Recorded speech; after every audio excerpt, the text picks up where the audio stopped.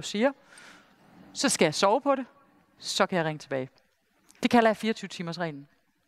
Det andet, som jeg gør, som jeg er rigtig, rigtig glad for, det er, at jeg en gang om året hopper op i helikopteren og kigger ned på mit liv.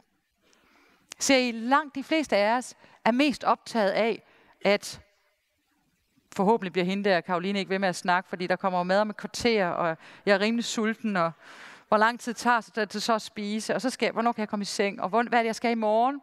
Hvad var det, der skete i løbet af i dag? Langt de fleste af vores tanker er forbundet med det øjeblikkelige, det der skal ske lige om lidt, og det der skete for lidt siden. Hvor tit er det, at vi vælger at være alene med os selv, ingen andre mennesker, ingen mobiltelefoner, ingen mails, ingenting, bare os selv, holde et møde med os selv, hvor vi prøver at kigge på, hey, hvordan synes jeg, det går med mit liv lige nu? Det møde har jeg holdt med mig selv siden 2001, og det kalder jeg nytårskuren. Nogen vil kalde det et årsregnskab. For det jeg gør, da jeg sætter mig ned med jeg har sådan nogle Mejland-kalender, ikke de der store kalender, hvor man kan se en uge ad gangen. Og så sætter jeg mig ned i december måned, og så kigger jeg tilbage på året, der er gået. Så starter vi januar, og så tager jeg forskellige snit af mit liv. For eksempel arbejde. Hvordan gik det ind i januar? Hvad lavede jeg? Februar, hvordan så det ud? Marts, gud, der skete det der. Nå ja, og sådan.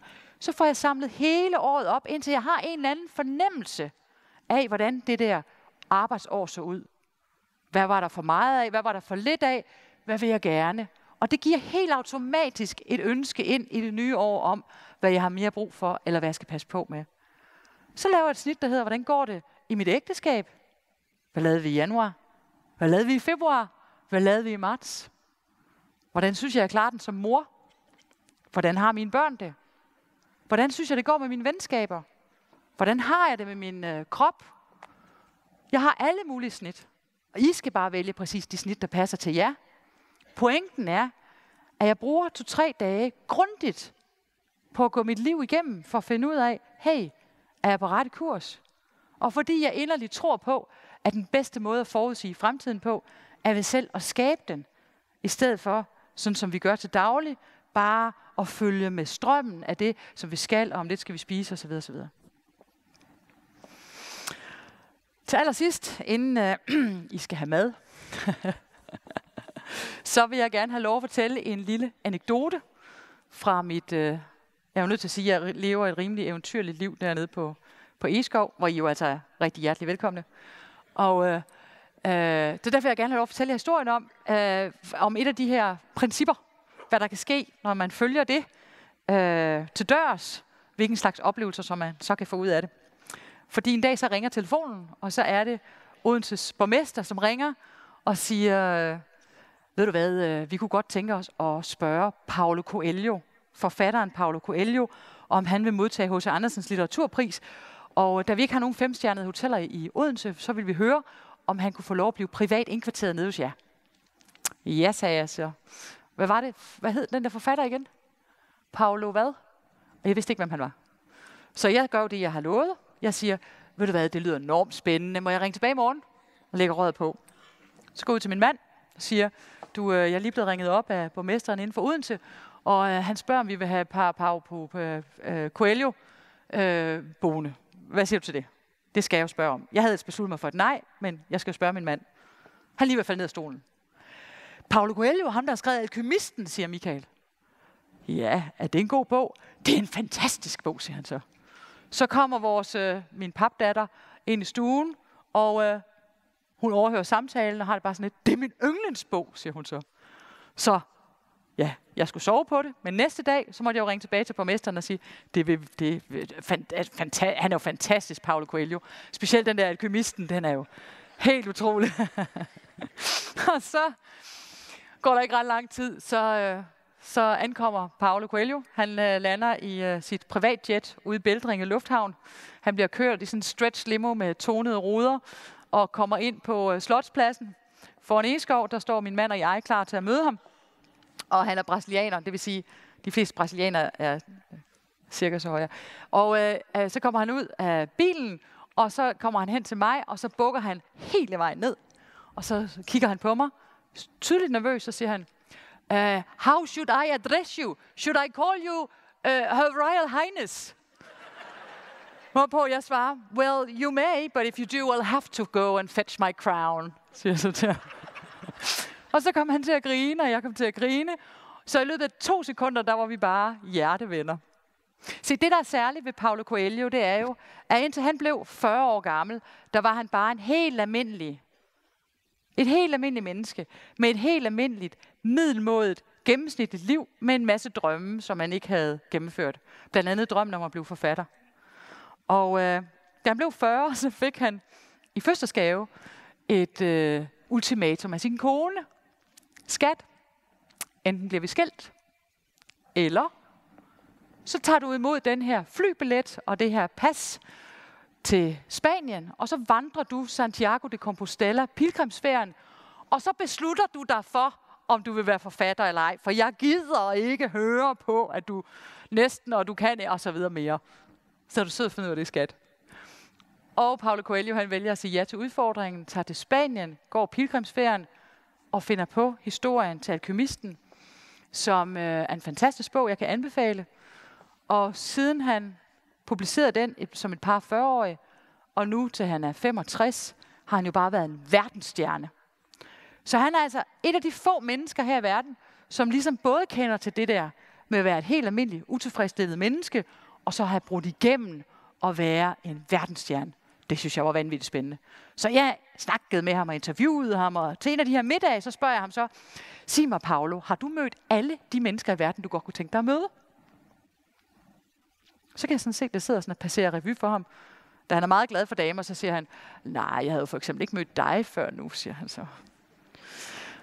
Nå, men altså ellers har du så med, ja, jeg har mødt mange forskellige sådan noget. Og så fordi at han også er et høfligt menneske, så spørger han mig, er der nogen, hvem kunne du bedst tænke dig at møde i hele verden, siger han så.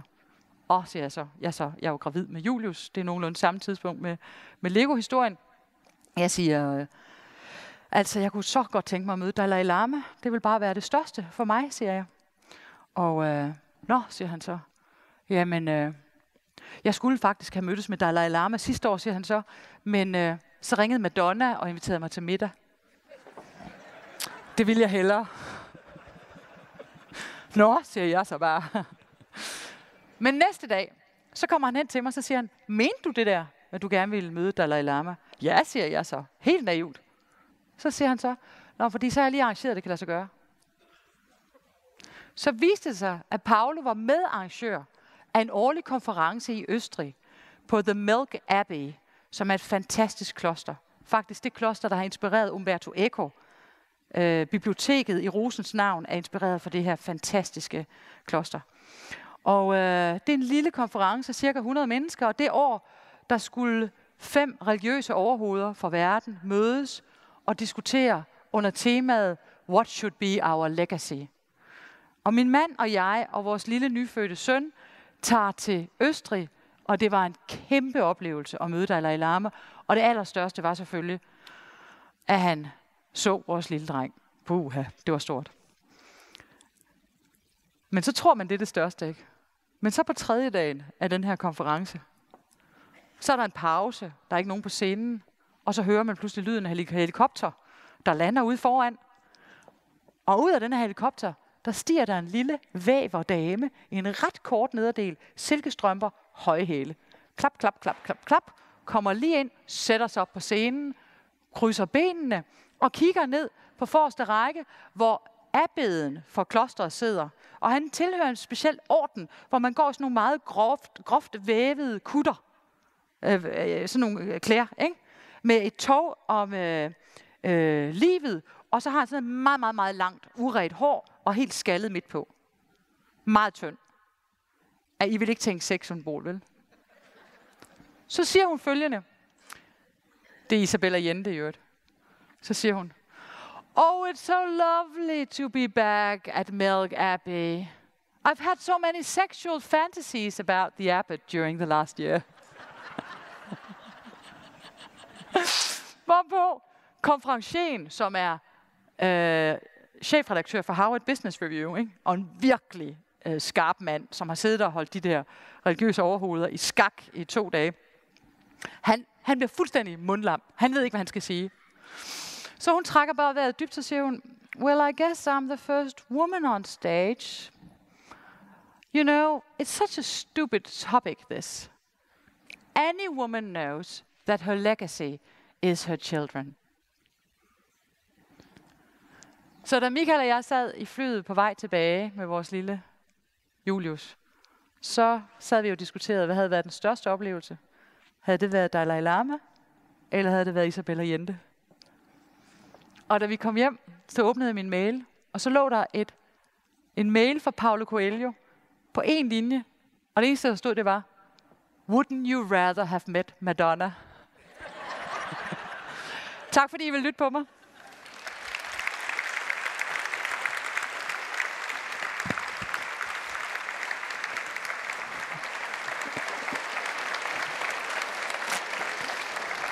Tak skal du have. Ja, tak.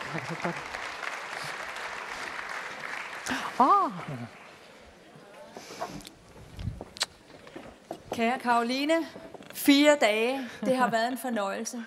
Tak. Det er dyb inspiration, det er meget nærværende, det er hamrende energifyldt. Hvor har det været fantastisk. Tusind tak for at være her. Og tak, fordi jeg måtte være her. Tak.